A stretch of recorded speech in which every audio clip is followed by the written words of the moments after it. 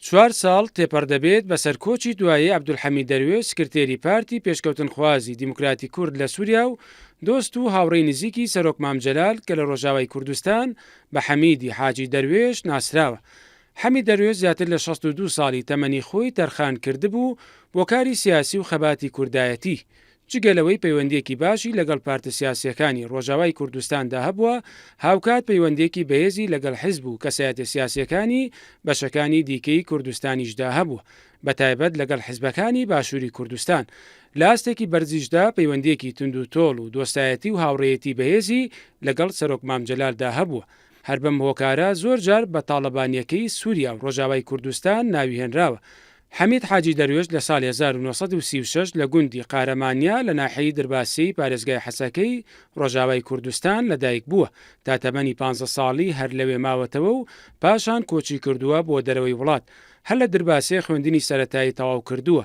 ئاشنایەتی لەگەڵ ئەدەب و هونەری کوردیدا پەیدا کردووە و نزیکایەتی زۆری لەگەڵ شاعری گەورەی کورد جگەر خوێندا هەبووە. هەر لە سەرەتای تەمەنی لاوێتیدا ئاشنایەتی لەگەڵ پارتە سیاسیەکان و ڕێکخراوە خوێندکاریەکاندا پەیدا کردووە و پەیوەندی بێکێتی قوتابیانی زانستیەوە لە شام کردووە، لەگەڵ ئەو گروپە چالاکی نەتەوەیی ئەنجامداوە. لە ساڵی 1956 لەگەڵ ژمارەیەک لە هاوڕێکانی پارتی دیموکراتی کورد لە سووریا دادەمەزرێنن بۆ ماوەیەک وەک سەرۆکی پارتەکە دەمێنێتەوە. دوای جیابوونەوەی باڵی ڕاست و چەپی پارتەکە حەمید دەروێش دەبێتە سکرتێری پارتی دیموکراتی پێشکەوتنخوازی کورد لە سووریا. ئەو کار ڕژێمی سووریا بە توندی سەرکۆنەی هەموو جوڵانەوەیەکی سیاسی کوردی دەکرد، بەهۆی هەڵوێستی کوردایەتی و چالاکی سیاسیەکانی چەند جارێک لەلایەن ڕژێمی ئەو کاتی سووریاوە دەستگیرکراوە و تورکیاش چەندین جار دژی کار و چالاکی و هەڵوێستە نیشتیمانیەکانی وەستاوەتەوە.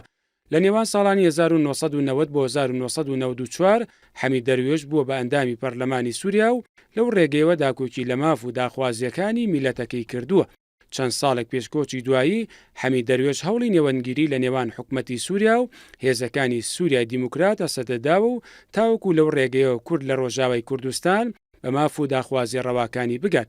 لە ساڵی 2004 جگە لە ڕۆژاوای کوردستان حەمید دەروێش بارەگای حیزبەکەی لە سلێمانی کردەوە و لە ساڵی 2019 لە سەردانێکیدا بۆ سلێمانی وتی بەهێزی یەکێتی نیشتیمانی کوردستان واتە بەهێزی هەموو هێزە سیاسیەکانی بەشەکانی دیکەی کوردستان.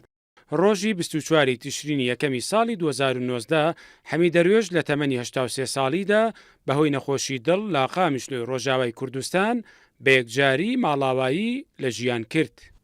مەریوانە بڵا، کورسات نیوس.